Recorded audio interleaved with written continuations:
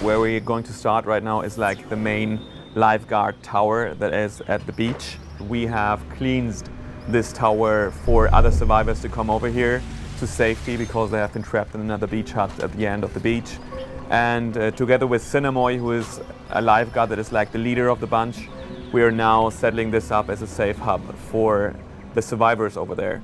And now that we have done that, we can actually talk to all those survivors, find out more about them, get quests from them and missions. You did good, my friends. We're safe now thanks to you. But we won't make it long without food. If help don't come soon, we're gonna have to head to town. I'll try and find a ride. Maybe you could see if anybody here needs help.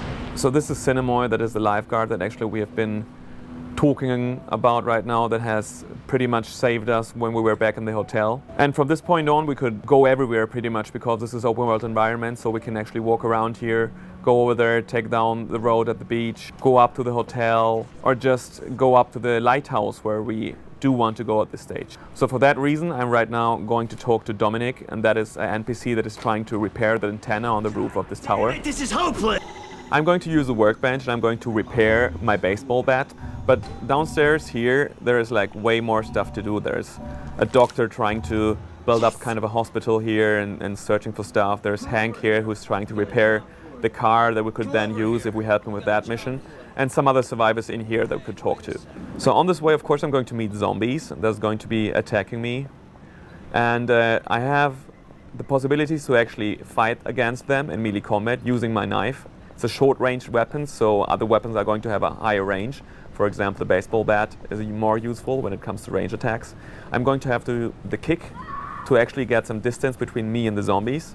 And also I could throw my weapons towards the zombies when they attack me. I set you free! So these are my first enemies. So as you can see, this was now vessel zombies. These zombies are more like the weakest zombies in the game. They are more like dangerous when they're in groups. But in this case, they were standing up. I had enough time to actually get my weapons ready, destroy them. And you have different hit zones. So basically you can hit them in the head, you can break their arms, break their legs, and just go tactically for whatever the zombies is going to be that attacks you. So a fast zombie, you want to go for the legs. A zombie with a weapon in his hand, you want to go for the arms and stuff like that. But also you have the possibility to actually use the surroundings to get rid of the zombies. Like in this case, there was a propane tank back there that I used. So in this resort area, we just left the lifeguard tower, and I'm now going to enter the bungalow area. So again, there's going to be NPCs we can meet in here. There's going to be zombies attacking us, and there's also going to be like side missions we can take on the way. So pretty much when I hit the zombies, I don't want to just run in and hack and slash because I'm going to run out of stamina at one point. So I want to be sure that I hit where at the head or the leg, wherever I want to hit to, and don't just like slice and slice and slice, because else I will be left defenseless in the middle of the fight because I have out of stamina. I'm going to get like in a defensive pose and nothing else is going to be possible for me. And now that I'm going to pass this bungalow, I'm going to see that there's actually a lady standing in there and she's asking for our help. In this case, I just don't want to help her. So I'm going to take her car and just leave her alone here. So yeah, you can take the car and you can drive over the island. One thing is a transport, of course. You can get from A to B way faster using a car, but the other thing, it's actually fun to go through the zombies and drive them into pieces. The other option that you have in the game is actually to take the fast travel system. So in the save hubs, there's going to be the possibility to actually get to a map and then say, I want to go to this area now, I want to go to this area now. Because the island is so big that else you're just going to be walking around forever. So these are the three options we give to you if you want to go to the different areas. So we're closing into the lighthouse, and here is another group of survivors that are trying to be safe from attacking zombies. So we get out of our car and are going to be welcomed by a guy that has seen us before. I can't believe you're alive. When we left Cinemoy, you looked like Jesus. Anyway, you better go see to James. I'm sure he'll be surprised as hell to see you still alive and kicking. Follow me, I'll take you to James. So we follow him inside, and I'm going to go to talk to James, who is kind of the leader of this bunch of people here. I'm James. You don't know me, but I sure remember you. So I'm going to take this mission. I'm going to be able now to talk to all the people in the lighthouse, again, getting new missions, getting to know them and their different perspective on the whole situation. See what you can do to help, okay? So going downstairs again, I could now talk to all these people. I can pick up stuff like the medkit that will be useful and just search the whole thing for more material. So we get out here and I'm going to take another way than the minimap shows me because I don't want to use the car. Dead forever.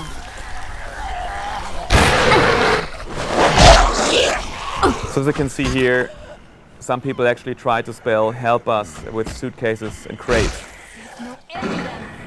And I break the leg there.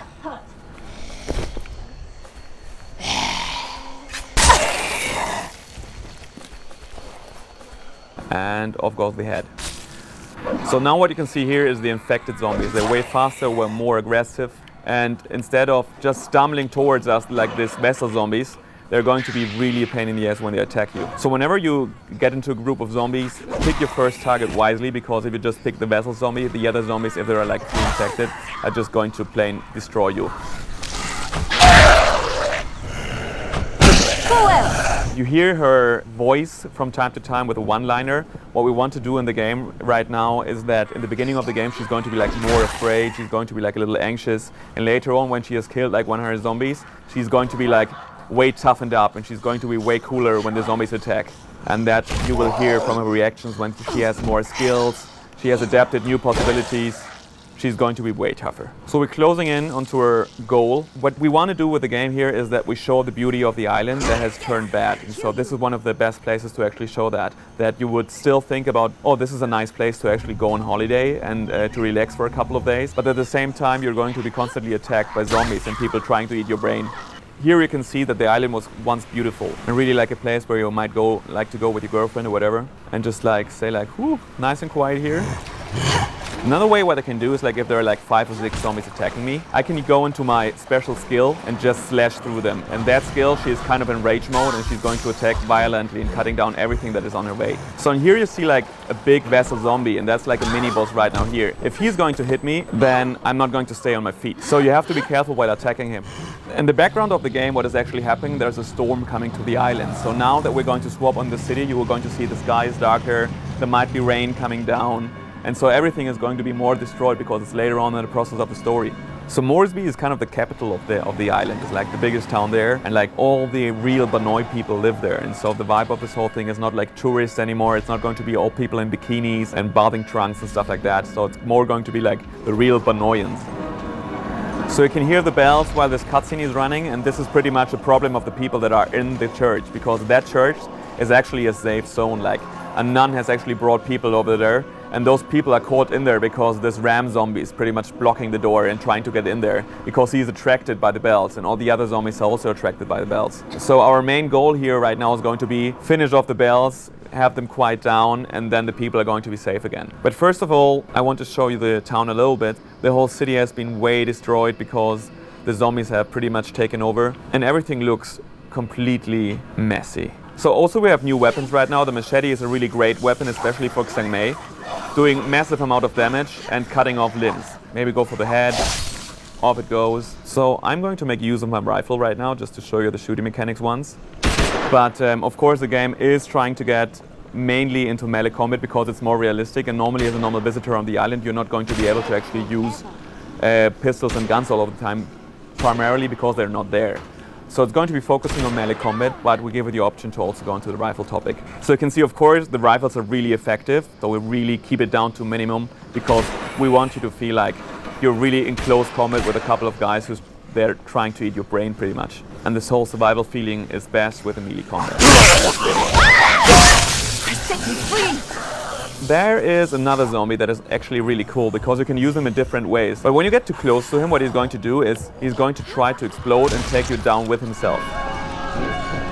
Going to take the fight on with the ram zombie, and he's really tough guy. So he's surrounded by kind of auxiliary zombies here that is going to help him out, but he's actually going to take them down if they stand in his way because he's really going for it. But you're going to say to have several of those guys running around. I mean, they have a background story and the reason that they are on the island, but it's not just going to be like one or whatever. It's the Lord's will that you be here.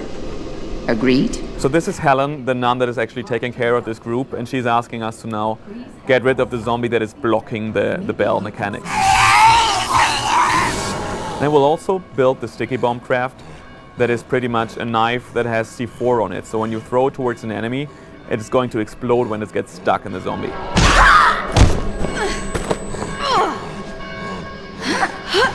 So let's see if I can get him with a sticky bomb. Yeah.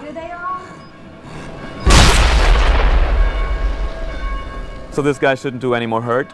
You can see again, gory mess here. But as you can see now, when we go out here, it's way darker. The weather has changed. We have now rain coming down. It's really moody right now. So from the whole sunny beach atmosphere that we had before, we are now in this completely destroyed city, and everything is dark and it's raining, and so we have completely different moods there. On top of that, you can also get into buildings, and when you're in the building and using your flashlight, of course, the atmosphere is going to be completely different too. So there's really a huge variety of things you can actually do on the island, and it's going to feel different all the time. A big island that leaves a lot of stuff to do, 25 to 30 hours of gameplay in there. We have 4-player co-op multiplayer in there. You can play the whole story with friends together. It's seamless, drop in, drop out. A lot of stuff to do, a lot of things to experience, 4 different characters, 4 different character classes. At E3 we're going to show you more of the city, and you're going to be playing multiplayer with 4 players, and you're going to have the full multiplayer experience there. We're looking forward to show you more moving on.